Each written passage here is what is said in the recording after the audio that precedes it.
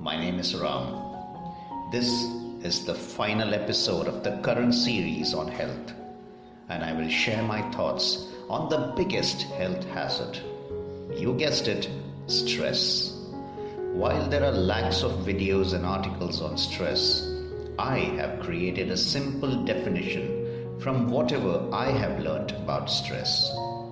Stress is the state of our body chemistry when we bring the thoughts of the adverse consequence of a possible future event into the present without the resources to respond to it.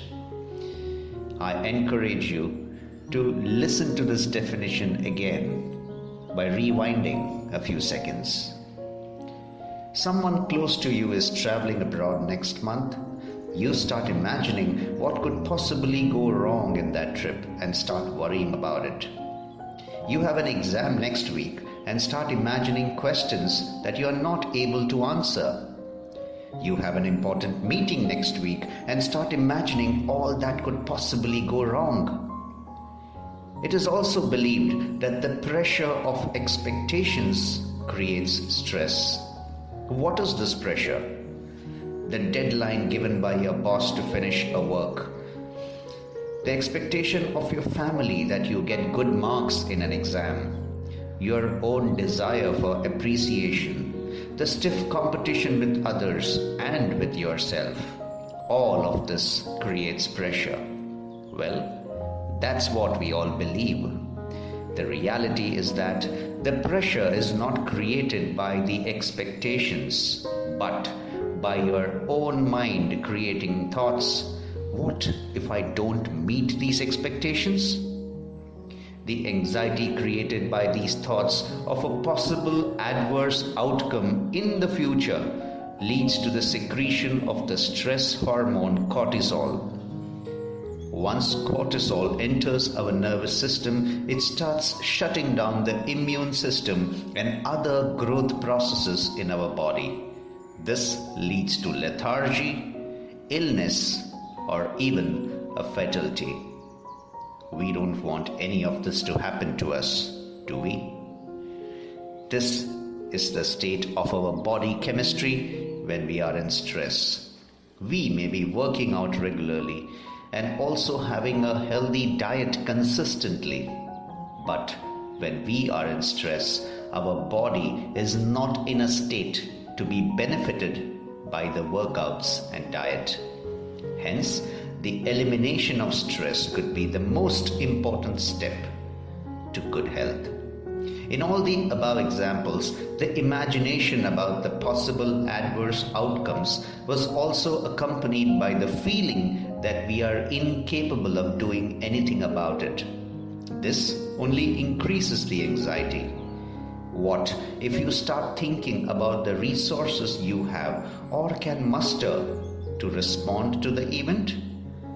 I do hope this explanation of stress is more simple to understand. The question is, how can we deal with stress? I believe that stress management is not the right word, since it assumes that stress is inevitable and we have to somehow manage it. Why not eliminate stress altogether? Possible? Well, the choice is yours. If your mind is filled with the thoughts of the adverse possibility of a future event, do the following. Step number 1. Replace these thoughts with that of the positive consequence in that event.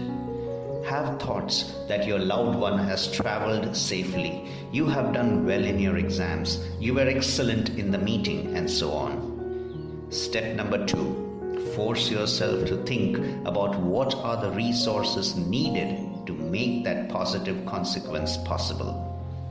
How much you need to study for the exam, what preparation is needed for the important meeting, and where can you find information about the future travel that your loved one is embarking on. Step number 3.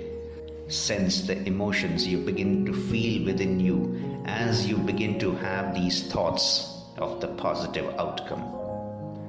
Repeat these steps many times, since our mind learns through repetition. As mentioned in many of my earlier podcasts, our mind cannot distinguish between imagination and reality.